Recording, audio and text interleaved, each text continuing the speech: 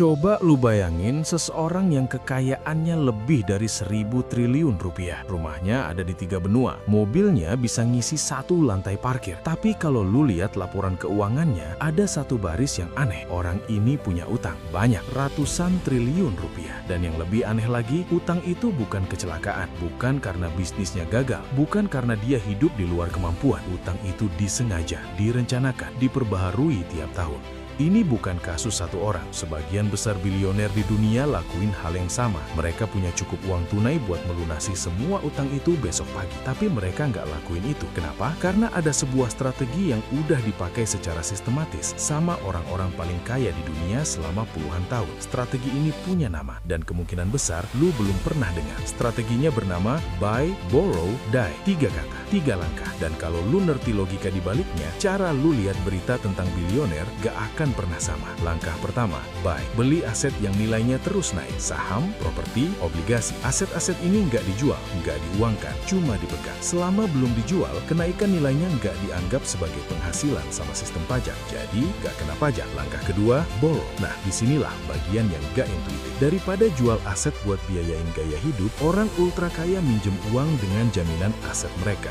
Bank ngasih pinjaman dengan bunga yang sangat rendah karena jaminannya sangat aman. Saham senilai puluhan triliun misalnya, uang pinjaman ini dipakai buat biaya hidup sehari-hari, beli rumah baru, liburan, apapun. Kenapa minjem? Bukan jual? Karena kalau jual saham, ada pajak capital gains yang harus dibayar. Di banyak negara, pajak ini bisa nyampe 20-30% dari keuntungan. Tapi bunga pinjaman biasanya cuma sekitar 2-5% per tahun. Selisihnya gede banget. Langkah ketiga, die. Ini bagian yang paling ngagetin. Di beberapa negara, khususnya Amerika Serikat, waktu seseorang meninggal dunia, ahli warisnya nerima aset itu dengan nilai pasar saat itu, bukan nilai waktu pertama kali dibeli. Istilahnya step up basis. Artinya, semua keuntungan yang numpuk selama puluhan tahun, yang nggak pernah dijual, yang nggak pernah kena pajak, secara hukum dianggap nol. Pajaknya hilang permanen. Tapi kalau strategi ini legal dan jelas-jelas menguntungkan, kenapa hampir nggak ada orang yang ngomongin ini? Dan yang lebih penting, kenapa gue dan lu nggak bisa lakuin itu? Buat ngeliat kenapa strategi ini begitu menguntungkan, kita perlu duduk sebentar sama angkanya. Bayangin, seseorang beli saham senilai 100 miliar rupiah. Dalam 10 tahun, saham itu naik jadi 300 miliar rupiah. Keuntungannya 200 miliar rupiah. Sekarang, orang ini butuh 50 miliar buat gaya hidupnya selama setahun. Skenario pertama, dia jual sebagian sahamnya. Dari penjualan itu, dia harus bayar pajak capital gains. Katakanlah 20% dari keuntungan yang terrealisasi. Itu artinya puluhan miliar rupiah hilang ke pajak. Dan yang lebih mahal lagi, saham yang dijual itu nggak akan pernah tumbuh lagi. Kesempatan pertumbuhan di masa depan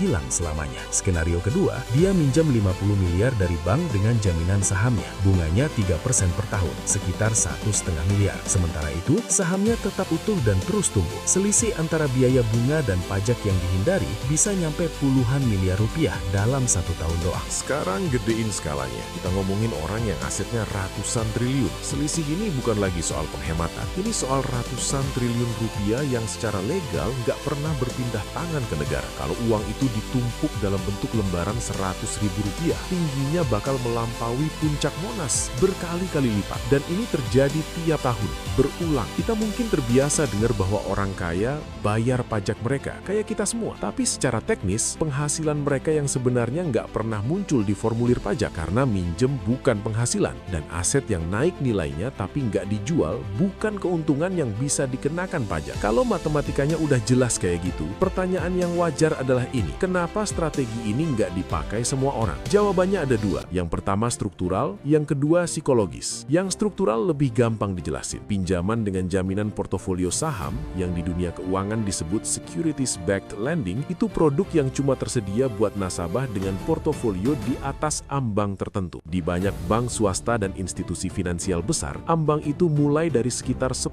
juta dolar, kurang lebih 160 miliar rupiah, setara dengan beli sekitar 200 apartemen tipe 2 kamar di Jakarta Selatan. Ini bukan produk yang bisa lu ajuin di bank umum. Nggak ada brosurnya, nggak dipasarkan. Lu harus udah di level tertentu buat bahkan tahu bahwa produk ini ada. Yang psikologis lebih halus, tapi mungkin lebih kuat pengaruhnya. Sebagian besar dari kita tumbuh dengan satu pesan yang sama tentang utang. Hindari utang, lunasi utang secepat mungkin. Hidup bebas utang adalah tanda kesuksesan. Pesan ini nggak salah buat konteks kehidupan sehari-hari, kartu kredit, pinjaman konsumtif, cicilan yang memberatkan. Nasihat itu emang melindungi. Tapi tanpa sadar, pesan itu juga nutup kemampuan kita buat ngeliat bahwa di level kekayaan yang berbeda, utang bekerja dengan cara yang sama sekali berbeda. Ini kayak seseorang yang selalu diajarin bahwa api itu berbahaya. Benar, tapi ada orang lain yang bangun seluruh peradaban pakai api karena mereka ngerti cara mengendalikannya. Dua-duanya benar, cuma konteksnya beda. Jujur, ini bukan penjelasan yang kerasa adil, dan emang nggak seharusnya kerasa adil, karena kenyataannya akses ke strategi ini emang nggak setara sejak awal. Akses yang nggak setara itu punya konsekuensi yang melampaui satu orang atau satu strategi. Selama 30 tahun terakhir, kekayaan 1% orang terkaya di dunia tumbuh lebih cepat dari kekayaan gabungan 50% populasi terbawah. Ketimpangan ini bukan soal siapa yang kerja lebih keras atau siapa yang mulai bisnis lebih cerdas. Sebagian dari ketimpangan itu muncul dari akses ke mekanisme kayak yang baru kita bahas. Orang yang udah punya aset dalam jumlah masif bisa minjem dengan biaya sangat murah, pertahanin asetnya, hindarin pajak secara legal, dan warisin tanpa kehilangan nilai. Siklus ini berulang lintas generasi. Di beberapa negara, kesadaran tentang mekanisme ini sudah memicu debat serius. Amerika Serikat misalnya pernah pertimbangin pajak atas unrealized gains, keuntungan dari aset yang naik nilainya tapi belum dijual. Gagasan ini sangat kontroversial karena menyentuh satu prinsip dasar. Apakah adil memajaki sesuatu yang belum benar-benar menjadi uang? Di Indonesia, percakapan ini belum sampai di titik itu, tapi data globalnya jelas. Sebagian besar kekayaan terbesar di dunia nggak pernah melewati jalur yang kita kenal sebagai penghasilan. Kekayaan itu tumbuh, dipinjamkan, diwariskan, dan di tiap langkahnya hampir nggak nyentuh sistem pajak. Ngerti soal ini